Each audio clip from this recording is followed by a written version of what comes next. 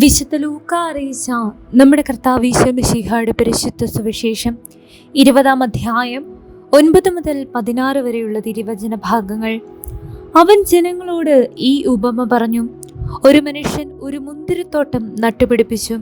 അത് കൃഷിക്കാരെ ഏൽപ്പിച്ചതിനു ശേഷം ദീർഘനാളത്തേക്ക് അവിടെ നിന്ന് പോയി.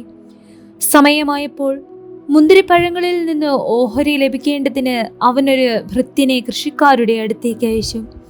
എന്നാൽ കൃഷിക്കാർ അവനെ അടിക്കുകയും വെറും കൈയോടെ തിരിച്ചയക്കുകയും ചെയ്തു. അവൻ മറ്റൊരു ഭൃത്യനെ അയച്ചു.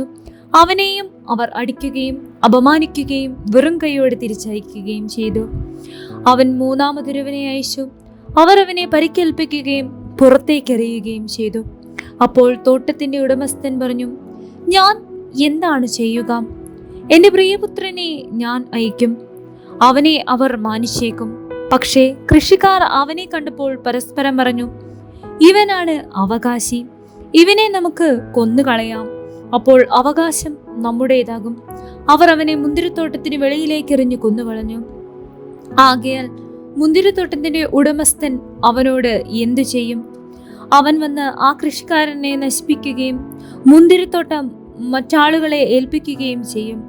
അവർ ഇത് കേട്ടപ്പോൾ ഇത് സംഭവിക്കട്ടെ എന്ന് പറഞ്ഞു.